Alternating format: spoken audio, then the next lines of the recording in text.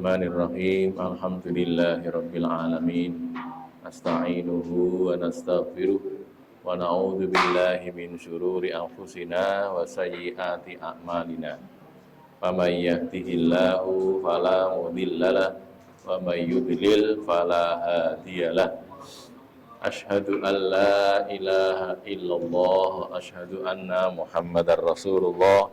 Allahumma shalli ala Muhammad wa ala ali Muhammad, amma ba'du.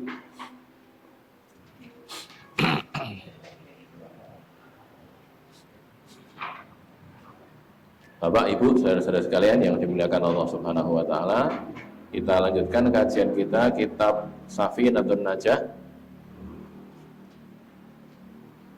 Kitab fikihnya mazhab Syafi'i. Judul lengkapnya itu Safinatun Najah fima yasibu alal abdi limaulahu. Penulisnya Syekh Salim bin Samir Al-Hadrami, orang Hadramaut. Sekarang kita sampai pada istinja atau bercebok dengan batu. Jadi tidak dengan air tapi dengan batu. Ya.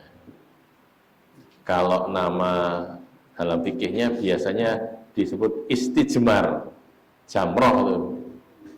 Jumroh itu kan balang watu ya. Jadi jamroh itu batu, maksudnya istijmar beristinja tapi dengan batu. Istinja itu cebok, bercebok. Syarat diperbolehkannya penggunaan batu untuk bercebok. Di batu yang bisa digunakan seperti apa itu ya. Syarat diperbolehkannya penggunaan batu untuk bercebok atau beristinja itu 8, syaratnya 8. Yang pertama jumlah batunya 3. 3 ini minimal ya, 3 batu, tidak boleh kurang dari 3. Nanti kalau perlu tambah boleh 5 atau 7, tapi biasanya 3. Yang pertama begitu. Yang kedua, dapat membersihkan lokasi najis. Batunya tidak ada bagian yang krepes, apa istilahnya krepes ini, datar gitu ya, atau bagaimana supaya bisa untuk membersihkan lokasi najis itu. Terus yang ketiga, najisnya belum kering. Kalau sudah kering tidak bisa diistinjai dengan batu, nggak bisa. Ya, makanya segera sesudah buang air kecil terutama ya, buang air kecil, istinjanya dengan batu, ya batunya itu segera digunakan untuk istinja. Yang keempat, lokasi najisnya tidak berpindah. Artinya di sini kena, sana kena itu, atau berpindah karena keciprat atau bagaimana, jadinya nggak bisa lagi digunakan batunya itu. Yang kelima, belum dibersihkan dengan alat yang lainnya. Bersihkan dengan tisu kah, atau dengan apa gitu ya. Kalau sudah dibersihkan itu, kalau menurut mazhab Syafi'i tidak bisa pakai batu. Jadi yang dipakai pertama itu ya batu itu, gitu loh. Tidak pakai alat yang lain dulu, tidak. Nah, teng barat nganggo tisu ya. Barangkali pernah ke Eropa sana, tidak pakai air, tisu basah itu. Kadang-kadang tisu kering. Basah, tisu kering. Pesawat kan juga gitu. Di pesawat kalau jenengan mengolah nih pakai tisu itu, tidak pakai air. Nanti ada sendiri pembahasannya. Boleh enggak batu itu diganti tisu, itu boleh apa enggak? Itu ada pembahasan sendiri ya. Masalah fikih. Nanti di waktu yang lain barangkali kita agak longgar, kita bisa belajar. Yang keenam, najisnya tidak melebihi lempengan batu dan ujung kemaluan. Ini kan kalau laki-laki terutama ya. Jadi kalau di bagian itu najisnya itu tidak melebihi lempengan batunya, kan ada lempengannya. Jadi orang muncul skopi itu, kalau muncul tidak bisa dibersihkan, harus kena semuanya, kena batu yang pertama, batu yang kedua, batu yang ketiga. Yang ketujuh, najis itu belum terkena air. Es kena banyu ya, waktu ngopol, ada air atau berarti nggih? Artinya tidak sah gara-gara ada air, masalahnya gitu. Batu itu kan digunakan kalau tidak ada air, nek banyu. Nek banyu nggak mau banyu baik, ngopol nggak waktu barang, kan gitu ya. Masalahnya di situ. Yang kedelapan, batu yang digunakan itu suci. Nah, taunya batunya suci apa enggak ya dilihat, didelok. Batu itu enten sing watu memang watu, enek sing bekas kotoran terus jadi batu. Napa jenenge kotoran kambing napa kotoran napa sapi ngoten nggih, letong niku ditening wae terus jadi batu itu. Karena gitu tuh ya lama tapi atau yang lain kotoran-kotoran yang lain jadi batu lama-lama. Tapi bukan itu kalau itu tidak boleh digunakan untuk istinja. Jadi batunya memang betul-betul batu, bukan batu perubahan dari tadi sesuatu kotoran lalu berubah jadi batu. Ini kalau menurut mazhab Syafi'i 8 ini syarat diperbolehkannya beristinja atau bercebok dengan batu. Sekarang kita baca hadis-hadisnya ini di Safinah Tasya benar nih kalau boleh kedua nih. Hadis-hadis dari yang diambil yang dugaannya diambil oleh ulama mazhab Syafi'i untuk dalil menyatakan 8 syarat ini tadi. Yang pertama qala Abdullah itu kalau tidak disebut itu artinya Abdullah bin Mas'ud. Ya. Ini ada hadis nggih an Abdillah radhiyallahu anhu. Tok ngoten niku, belakangnya tidak ada, itu Abdullah bin Mas'ud. Nah, biasanya begitu ya. Kadang-kadang Abdullah bin Umar tapi jarang. Nek hadis biasanya Abdullah bin Mas'ud gitu. Nanti kalau ada Abdullah dalam bidang fikih gitu ya, ada Abdullah dalam bidang fikih itu Abdullah bin Umar. Karena Abdullah bin Umar itu dikenal ahli fikih. Kalau ada Abdullah berbicara di bidang tafsir, itu artinya Abdullah bin Abbas. Nah, Abdullah bin Umar, Abdullah bin Mas'ud, Abdullah bin Abbas, satu lagi Abdullah bin Zubair. Abdullah bin Zubair itu kalau di bidang-bidang politik, gitu, siasah, itu ya politik, tentang pengiriman tentara, tentang pengurusan negara, gitu tuh. Kalau ada Abdullah bicara dalam hal itu biasanya adalah Abdullah bin Zubair. Jadi ini dikenal sebagai Abadilah. Abdullah yang pintar-pintar itu. Nah itu ya. Jadi Abdullah bin Abbas bidang tafsir, Abdullah bin Umar bidang fikih, Abdullah bin Mas'ud bidang hadis, Abdullah bin Zubair bidang politik. Jadi Abadilah al-arba'ah. Abdullah yang papat itu loh. Pintar-pintar itu, cah nom-nom pintar-pintar kabeh Abdullah itu. Nah, gitu ya. Kalau Abdullah bin Mas'ud berkata, atan Nabiyyu sallallahu alaihi wasallam al-ghaito. Nabi SAW datang ke al-ghait, ke tempat buang air besar. Saya terangkan dulu ya, bahwa zaman dulu, zaman Nabi niku itu tidak dikenal WC kayak kita punya ini, tidak dikenal, tidak ada. Nah, arah buang air gimana? Cari tempat yang jauh dari keramaian gitu. Munggah neng gunung atau neng sedak alas kono, kemudian buang air di situ. Jadi bawa air sendiri. Jadi bikin jogangan di situ, buang air itu ditutupi nanti. Itu gitu. Jadi yang dilakukan adalah seperti itu. Jadi ghaib di sini tempat buang air tapi bukan bangunan, bukan. Sekarang jadi bangunan ya. Terus ceritanya, kok kemudian ada bangunan gitu karena para sahabat kemudian berkunjung ke Romawi apa Mesir saya lupa, Romawi kalau salah ya. Di Romawi itu atau ada Romawi, Mesir atau Persia, 3 itu. Di situ tuh dikenal ada bangunan khusus untuk buang air. Nah, gitu loh. Jadi, ya apa lagi? Saya lupa namanya itu. Ini bangunan apa? Bangunan untuk buang air. Oh, buang air di situ. Akhirnya tahu lah akhirnya mereka balik ke Madinah mulai bangun itu. Tapi sudah zaman sesudah Nabi jauh gitu. Zaman Khulafaur Rasyidin lebih jauh lagi. Jadi di akhir-akhir itu kemudian mereka melihat itu, terus apa jenenge bangun kolah itu tadi, atau WC tadi. Zaman orang-orang tua-tua kita dulu kan kalau bikin WC kan waduh ngono ya, ngomah ya. Karena modelnya jumbleng. Gitu. Jadi bawahnya itu langsung buang air ya di situ itu, kan itu tuh ya. Makanya gitulah. Kalau sekarang dialirkan ke septic tank, jadi olahin yang juru kamar apa-apa, tidak akan ngambon-ngamboni karena dibuang ke sana gitu. Nah, dulu enggak. Nah ya. Ata Nabi SAW Allah itu ke tempat buang air besar. Fa'amaroni, lalu Nabi menyuruh aku an atiyahu bi salasati ahjarin, supaya aku datang kepada beliau dengan membawa 3 batu. Nggawa watu cacai telu. Fawajatu hajaro ini, lalu aku mendapati 2 batu untuk watu loro. Wa tamastu salisa, aku mencari yang ketiga, untuk loro golek sing nomor 3. Falam ajid, tapi tidak dapat. Falam ajid, aku tidak mendapatinya.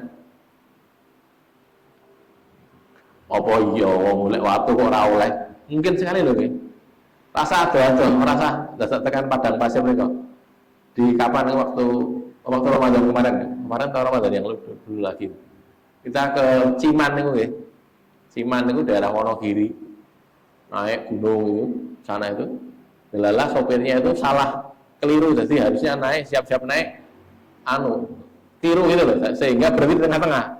Wis, pada tengah-tengah pada pas munggah itu, terus akhirnya kita turun, penumpangnya turun, golek watu itu oleh loh, sekitar watu kira ono, suket akeh kan, waktu ini, sampai kita bingung, piye watu rele, alhamdulillah mobilnya bisa terus, itu. Artinya tidak berhenti di situ terus mundur itu enggak.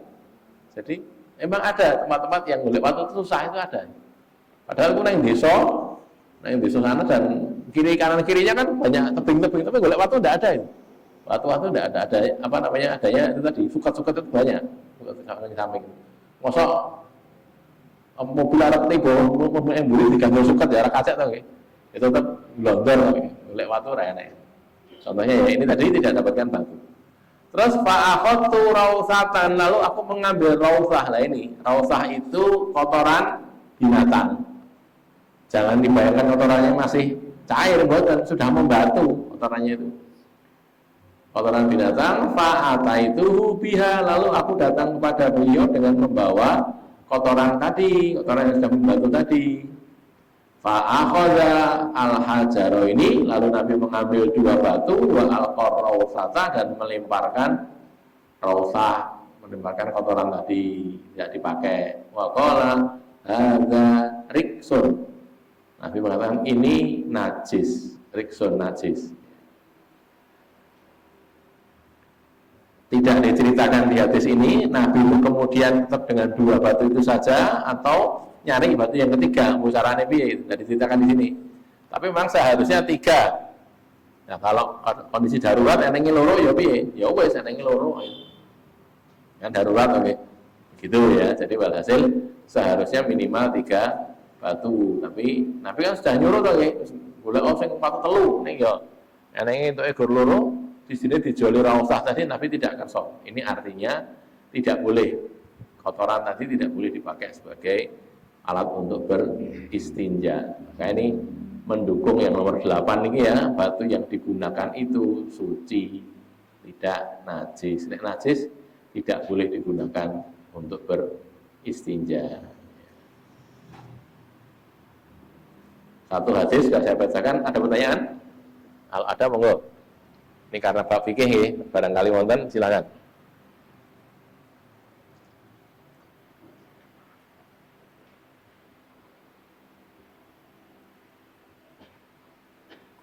Tidak ada, lanjut nggih.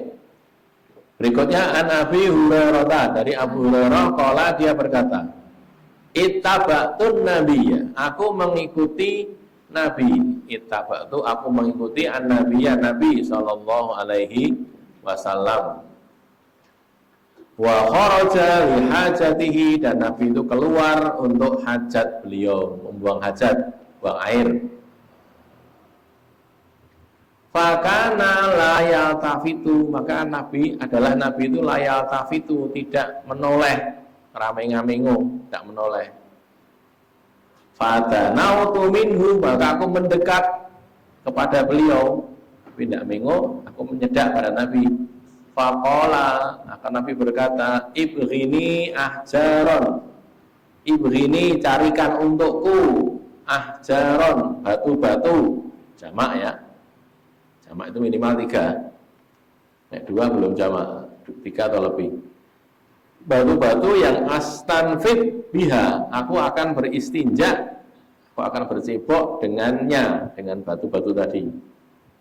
Au nahwahu, atau semisalnya. Maksudnya Nabi ngendika gitu atau ngendika yang isine maksudnya kayak ngono gitu loh. Ibu ini ahjaran astanfid biha, atau kata-kata yang lain tapi maksudnya begitu. Carikan batu untuk aku istinja gitu ya. Ya. Wala ta'tini bi azmin, dan kamu jangan datangkan kepadaku itu azm, tulang, balung. Coba balung. Wala rausin, dan jangan juga kotoran. Kotoran yang sudah mengering tadi, yang membatu tadi.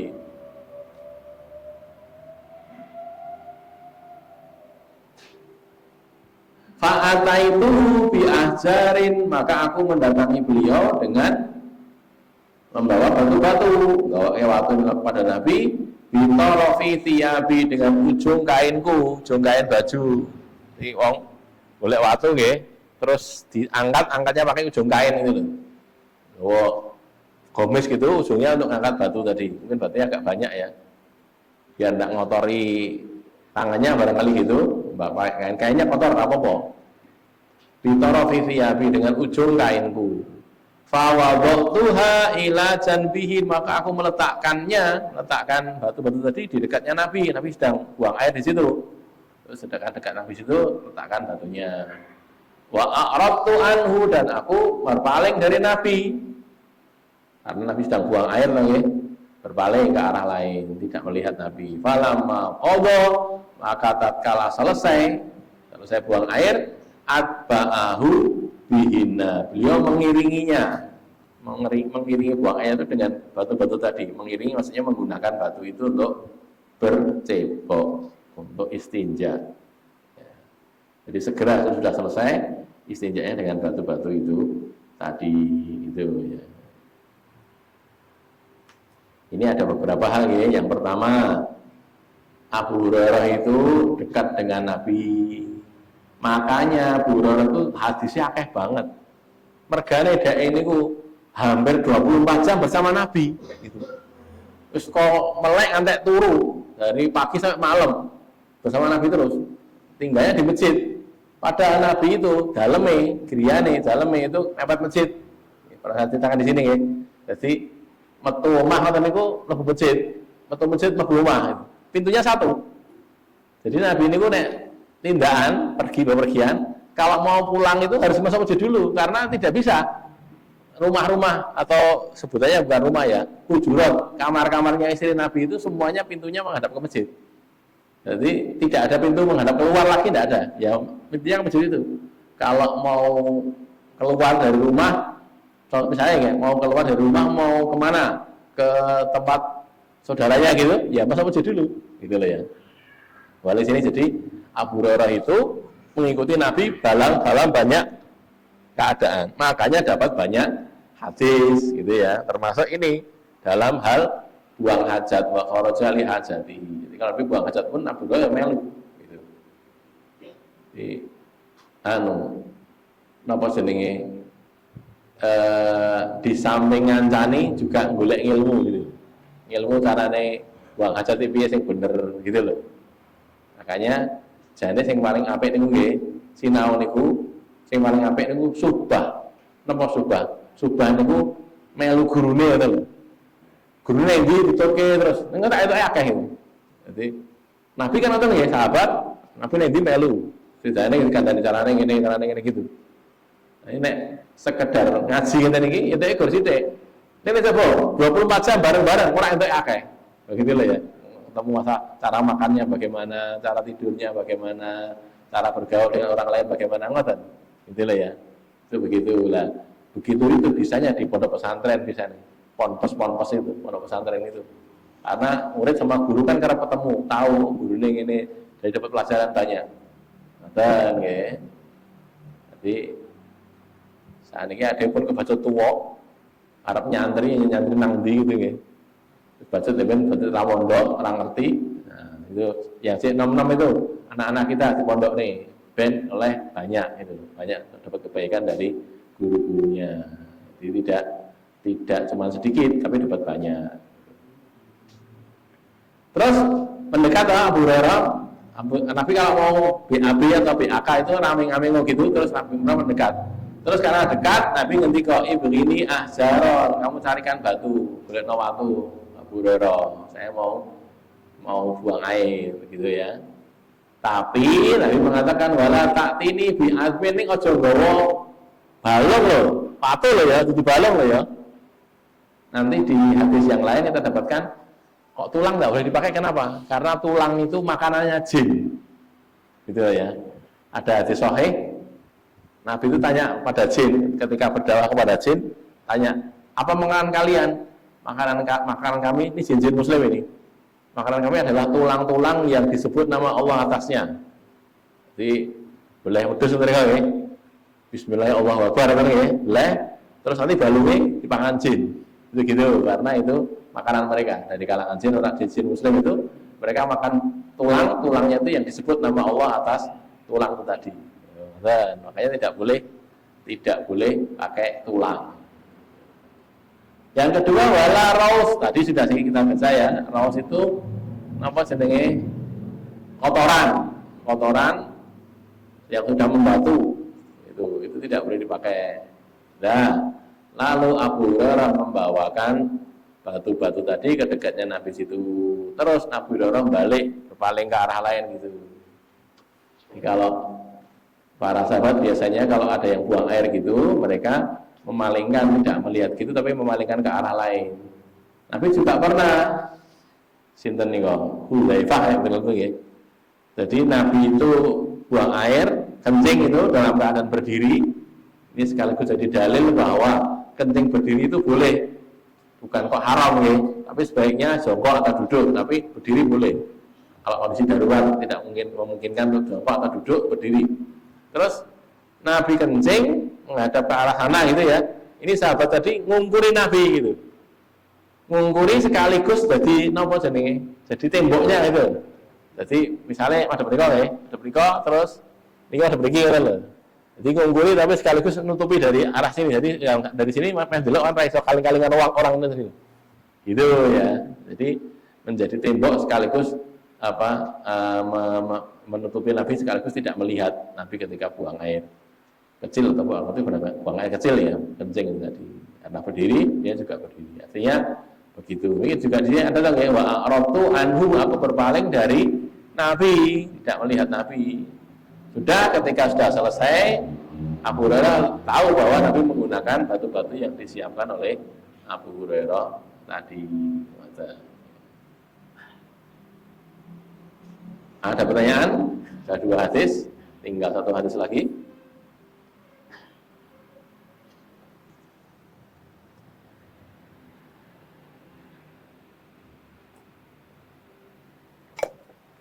Terus yang terakhir ya, dari Abdurrahman bin Yazid, an Abdurrahman ibni Yazid, an Salman, dari Salman ini Salman Al-Farisi ya, orang Persia itu. Qala, berkata Salman, kilalahu, berkata Abdurrahman bin Yazid, kilalahu, ditanyakan kepada Salman, diomongi, Salman itu diomongi gini, qad allamakum nabiyyukum sallallahu alaihi wasallam kulla syai' hatta al-khira'ah. Qad allamakum, sungguh telah mengajari kalian, wis mulang sira kabeh, sapa ya nabiyyukum, nabi kalian sallallahu alaihi wasallam kulla syai', segala sesuatu. Kowe diulang apa-apa hatta al-khira'ah, sampai cara buang air. Jadi ini kalau lihat omongannya ya, ini kaya enyek ngono lho. Nabimu iki mulang kowe iki apa-apa, sampai carane ya saya nggih. Carane BAK, BAB iki diulang kowe, gitu. Ini mau menghina atau melecehkan Salman sebenarnya. Tapi Salman malah menjawabnya ajal iya. Ora isin, ora pakai malah iya, memang iya, benar itu. Laqad nahana. Sungguh-sungguh nahana. Nabi melarang kami. Melarang kami ya. An-nastaqbilal qiblata, bahwa kami menghadap ke arah kiblat li ghaitin, untuk buang air besar. Kalau pakai BAB tidak boleh menghadap ke arah kiblat. Nanti di hadis yang lain la Lastakbil wala yastakbir ya. Tidak boleh menghadap dan tidak boleh membelakangi kiblat. Li ghaitin au baulin, atau untuk ghaid untuk buang air besar, au baul atau buang air kecil kencing. Saya potong dulu ya. Saya potong dulu. Jadi begini, ada syariat, nanti kalau mau dicek ada di Sunan Abi Dawud salah satunya, Nabi itu melarang kalau buang air itu tidak boleh menghadap ke arah kiblat dan tidak boleh membelakangi kiblat. Terus Nabi mengatakan walakin syarriku au gharibu gitu. Perhatikan dulu ya. Syarriku itu artinya ngadep arah timur, gharibu ngadep ke arah barat. Lah kuwi piye kuwi? Kalau sing maca wong Indonesia bingung. Ora oleh membelakangi kiblat, ora oleh madhep kiblat, ning madhep wong mulon utawa ngetan. Ya kuwi jenenge madhep kiblat to. Kan itu ta ya. Nek cara Indonesia. Tetapi kita harus paham bahwa Madinah itu terletak di sebelah Madinah Mekah. Sing udah kaji ini Bapak-bapak, haji umroh. Madinah niku Madinah Mekah. Etane kidule lore kulone pundi ne? Madinah niku lore Mekah. Lore Mekah. Jadi wong nek salat niku nek teng Madinah niku madhepe ngidul. Itu lho ya. Ki nek bener-bener pitados bukaane atlas niku lho. Apa? Mriki enak ya. Bukaane peta. Madinah itu di sebelah utaranya Mekah. Sehingga orang Madinah itu kalau sholat madhepe ngidul. Maka itu jadi benar hadis tadi. Kamu jangan menghadap ke arah kiblat, jangan membelakangi kiblat, tapi menghadap ngetan utawa ngulon. Nek di Madinah bener, gitu loh. Madinah karena Madinah itu nek sholat madhepe ngidul. Ngidul niku pundi? Riko nggih. Riko, kula mriki bingung wae. Ngidul, terus napa? Madhepe ngulon utawa ngetan. Oh, ngoten.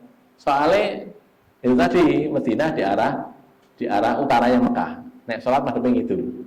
Nah, gitu ya. Jadi benar maksudnya begitu. Lah kalau di sini ojo madhep ngetan, ojo madhep ngulon. Nah, itu ya madhep ngidul atau madhep ngalor. Satu dulu, belum selesai nih, belum selesai. Tetapi itu kemudian ulama berpendapat itu terjadi begitu itu kalau buang air besarnya itu tidak di tempat khusus buang air kayak di kolah itu tidak. Kalau buang air besarnya di kolah tidak apa-apa. Madhep ngetan, madhep kulon ora apa-apa, madhep kiblat, membelah kiblat ora apa-apa. Dalilnya sahabat itu pernah melihat Nabi itu berada di bangunan. Di bangunan bukan buang air tapi tertutup gitu loh ya, kanan kirinya itu ada temboknya atau bagaimana itu. Nek sekon dhuwur ketok gitu.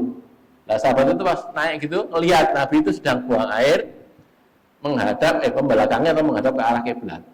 Nah, gitu. Lalu kemudian disimpulkan oleh ulama bagi yang setuju dengan ini ya, pendapat ini ya, membelakangi dan menghadap ke arah kiblat ketika sedang buang air tidak boleh kecuali kalau di kolah ya, kita punya kolah ini ya. Kolahnya itu ini kebetulan madhepe kan betul kiblat nggih, madhep ngidul atau madhep ngalor nggih. Kalau misalnya terpaksa menghadap ke arah kiblat boleh karena itu sudah jadi bangunan. Yang tidak boleh kalau di luar, di mana di tempat yang terbuka gitu, artinya di situ jangan menghadap ke arah kiblat atau membelakangi kiblat. Sudah ya. Kemudian yang kedua, au annastanjiya bil yamin. Nah, kita juga dilarang, tidak boleh, kan nahana melarang kami. Satu, annastaqbilal qiblah li ghaitin au baulin. Satu. Yang kedua, wa nahana gitu ya kalau lengkapnya itu, annastanjiya bahwa kami istinja bil yamin dengan tangan kanan. Jadi nek yang saya cebok niku sing dienggo sing kiwa. Sing tengen nyekel ciduk utawa napa? Yang untuk bercebok untuk membersihkan itu yang kiri, bukan yang kanan. Gitu ya. Begini ini syariat tuh ya. Syariat ini nek mulang cah cilik-cilik ampun kleru mulange. Kadang-kadang Pak guru-guru TPQ itu nggih. Ustaz-ustaz TPQ kadang-kadang mulange kleru. Pak ibu-ibu guru TK kadang-kadang mulange klirune piye? Ayo sing dienggo astane sing apik itu. Yang dipakai tangan yang bagus. Lho tangan kiwa tengene apik kabeh lho. Mosok enek sing tangan elek gitu ya. Sing tangan sing apik iki lho ya, iki tangan iki elek lho tangan. Jadi akhirnya ini saya tahu karena dulu saya pernah TK gitu loh. Dikandani gurunya gitu itu. Nganggo tangan sing apik yo, sing tengen, sing kiwa elek. Berarti iki elek. Aku di tangan elek to, Iki tengen, iki wong. Tidak, bukan jelek, tapi dibedakan itu loh. Nah, ini untuk makan, untuk minum, untuk memberi, menerima, salaman gitu ya. Kalau ini untuk bagian istinja, bersihan tadi gitu loh. Fungsinya masing-masing diatur oleh syariat gitu. Bukan tangan kiri itu jelek, boten. Tangan kiri tugasnya dewe gitu loh. Tugasnya bagian kebersihan tadi gitu loh ya. Begitu. Ini syariat loh ya. Makanya jangan dikatakan elek, bukan elek, tapi itu tugasnya untuk itu. Terus dua ya, tiga. Wa au annastanjiya bi aqalla min salahati ahjarin, atau kami istinja, dilarang juga istinja dengan batu yang jumlahnya kurang dari 3. Kurang saka 3 ora oleh, minimal 3. Ya, 3 batu kalau istinja, istijmar maksudnya minimal pakai 3 batu. Au annastanjiya bi rojiin au bi azmin, atau kami juga dilarang untuk bercebok, beristinja biroji dengan kotoran, au azmin bi azmin dengan tulang, betul oleh, nggih, ngangge kotoran betul oleh, ngangge tulang ya betul oleh. Nah, ini yang pokok di sini, yang pokok itu Salman Al-Farisi itu sire meh dilokke wong. Kowe iki diajari nabimu kaya ngono kuwi gitu. Salman malah tidak merasa napa istilahnya inferior, tidak merasa terhina, malah jawab iya. Bisa niki nggih. Awake dhewe diajari Nabi ngantek istinja, buang air. Niku entek wong ngelokke ngoten, opo ajaran agama ayo ngantek kaya ngono. Lha saiki nek diajari niku, coba wong kaya niku. Wong niku sing kula tau roh beberapa kali karena nek ben gaene numpak bis sur Jogja nggih. Sopir bis niku lho. Sopir bis itu nek nguyah nang pundi? Teng ban bis niku lho. Oh lah, jan tenan. Jadi minggir gitu. Pipisnya apa? Yang dipipisi ban bisnya itu. Lah dalah itu. Dipipis itu. Oh lah, itulah. Jadi wong ora diajari cara pipis, dadine kaya ngono kuwi. Oh gitu lah ya.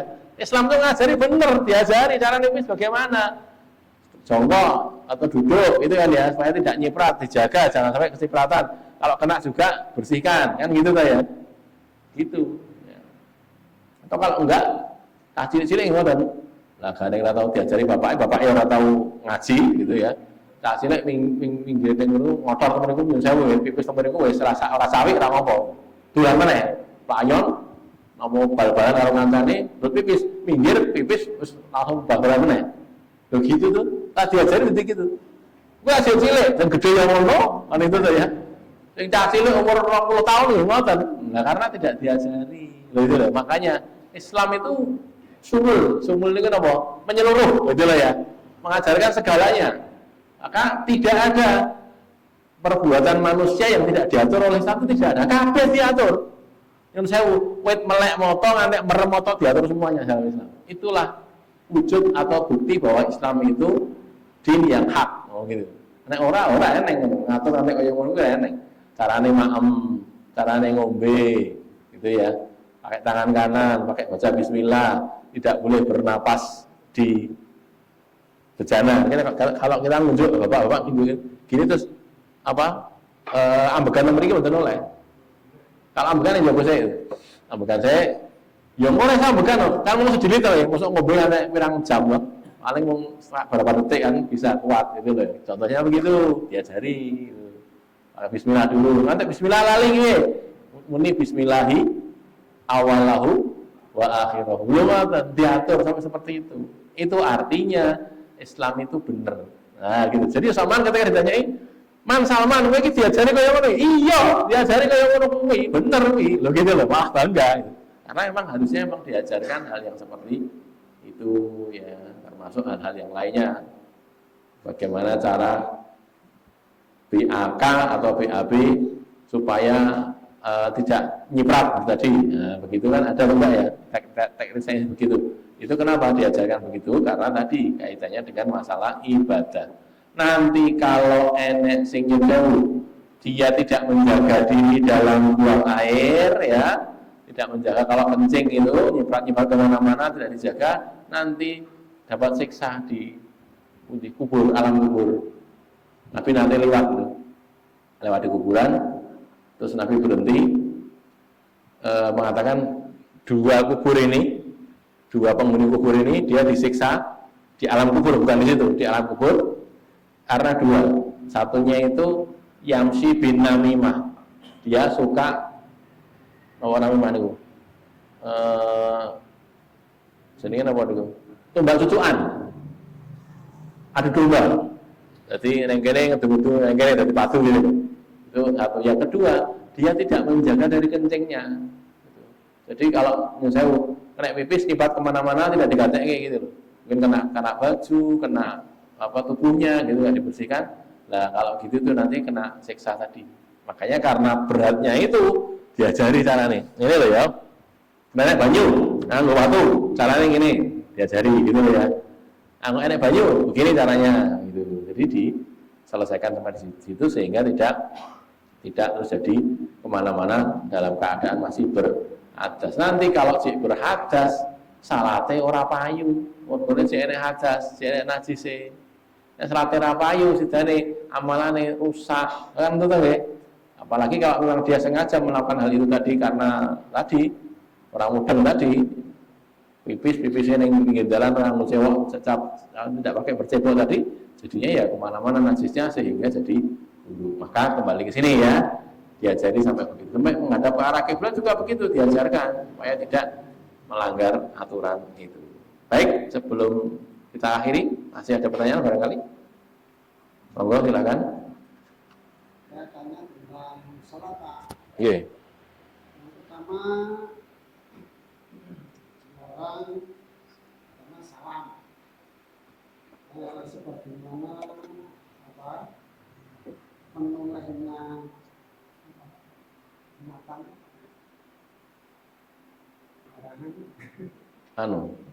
barang musang. Menulis salam itu bagaimana menolehnya musang. Pertama, yang kedua, tujuan larangan bagaimana yang disebutkan tentang sujud yang dilarang bagaimana anjing. Kemudian yang ketiga dilarang sujud sebagaimana sujudnya setan.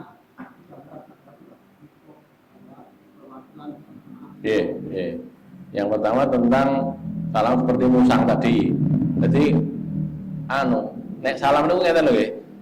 Assalamualaikum warahmatullahi wabarakatuh sampai gini. Lah gini sampai ininya pipinya kelihatan di sini. Jadi mengone ngeten. Mboten mung ngeten tok. Ya cuma sedikit tapi banyak itu. Dah, nanti juga assalamualaikum warahmatullahi yang kiri juga gitu. Jadi sampai betul-betul mengo. Nek cara napa sirah niku 90 derajat gitu loh. Jadi nek madhep etan nggih. Mengo ngeten iki ngantek madhep kidul. Mengo ini madhep alor ngono lho. Gitu maksudnya. Supaya tidak seperti musang itu. Atau yang kedua sujud supaya tidak seperti anjing. Sujud anjing itu kan ini loh sore niku lho. Jadi ini memanjang gitu, tangannya memanjang, terus perutnya juga menempel ke bawah gitu. Anjing kan kan diprok kan niku to nggih. Ya, kita tidak begitu. Nabi mengatakan kalau orang sujud itu dia mengangkat pantatnya, jadi tegak ngeten iki, ini napa jenenge lutut nggih, naik ke atas ini, itu ke pantat itu tegak gitu.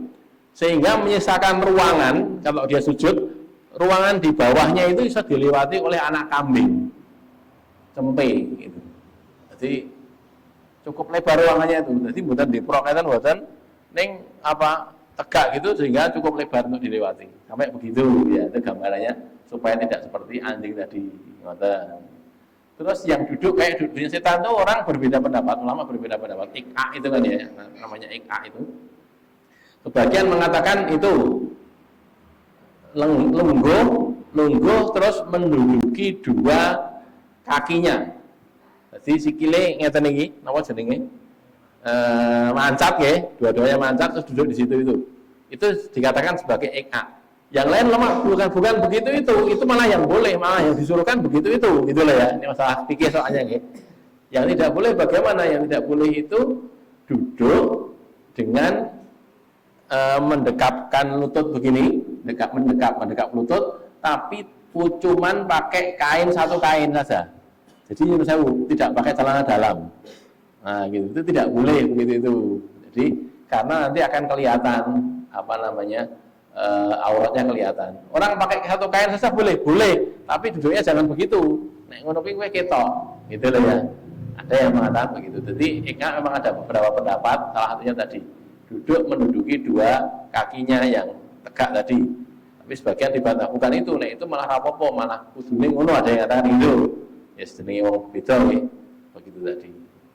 Jadi prinsipnya kalau kaitan dengan masalah auratnya laki-laki itu ya, itu yang tidak boleh kelihatan cuma dari arah depan, belakang, kanan, kiri, atas. Jadi nyuwun sewu, wong lanang niku gomisan tok ngoten niku, ora katokan untuk napa-napa gitu. Artinya nek enek wong ndelok wong isor ketok gitu. Karena nek ndelok wong isor itu ora dianggap gitu. Jadi tertutup auratnya dari atas, dari samping kanan, samping kiri, depan, belakang itu saja. Wong isor apa-apa. Dene cara ndak ana ngene. Oh di wong isor ketok gitu. Nah, iya kurang gawean to. Makanya ya tadi dari bawah boleh kelihatan, artinya tidak mesti harus pakai celana itu. Kalau laki-laki loh ya. Itu aurat manusia seperti itu. Ya, jadi kalau masalah itu, makanya tadi saya katakan kalau dia pakai gamis saja, asal gamisnya kandel ya. Gamis saja, gamisnya kandel, orang nganggo celana pendek, orang nganggo celana panjang nganggo napa-napa. Itu tapi duduknya jangan gitu, jangan mendekat lutut gini. Nah, gitu nanti ketok itu. Jangan gitu ya. Gitu ya. Ada lagi? Cukup? Monggo. Kalau dalam sholat berjamaah itu, makmumnya satu mengikuti imam, kemudian imamnya itu akan sebagai pada makmumnya. Karena dengan bersolat berjamaah itu ada yang imam itu depan, sedang, dan lama. Ini kewajiban imam berjamaah. Ya, imam pejabat jamaah itu dia berkewajiban untuk ngatur jamaahnya, diatur yang baik.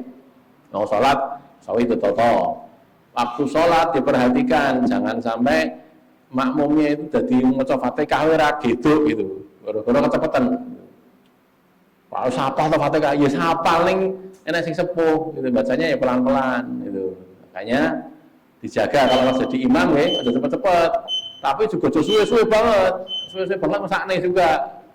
Artinya sedang, gitu ya, sedang, tidak terlalu lama, tidak terlalu cepat gitu. Cuman ukuran lama dan pendek dan cepat itu ukurannya Nabi loh ya. Masih diukur dhewe gitu. Aku sak menit suwe gitu ya. Berarti setengah menit kok. Aku salat rakaat setengah menit itu kayak ngopo. Itu tuh ya.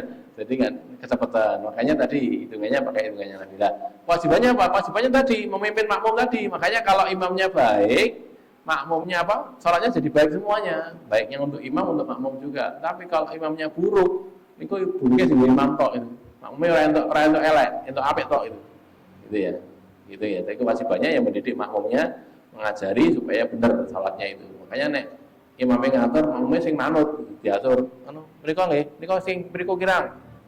Manut gitu. Jangan tidak manut mesane imame. Imame kok ndak dadine ora iso ngatur. Cukup nggih? Ada lagi? Baik, ada, monggo. Ya. Kalau di sawah itu kan ada air, airnya kotor. Yeah. Tapi ada daun. Ya. Jadi kan kita ganti dengan daun. Ya. Jadi gini, kalau itu air kotor itu kotor atau najis dulu. Kalau sekedar kotor nggak apa-apa, untuk istinja boleh. Kan? Lah nggih, kan kali kan mlaku to nggih banyune nggih. Mengalir ya. Kalau mengalir kan tidak apa-apa. Boleh. Jadi bukan kotornya itu bukan najis toh nggih. Lho nek najis itu ya, tapi kan airnya mengalir. Mengalir kan najisnya jadi hilang. Gitu lah. Air mengalir itu bisa dipakai. Kotornya mungkin karena bletok. Bletok itu tidak najis. Gitu loh. Jadi kita bedakan antara kotor dan najis. Kalau najis ya memang najis. Tapi kalau kotor saja itu tidak najis. Airnya kotor karena bletok tadi misalnya. Itu tidak najis. Dipakai nggak apa-apa. Ada lagi? Oke, kalau kau lihat, astagfirullah li wa lakum, alhamdulillahirabbil alamin.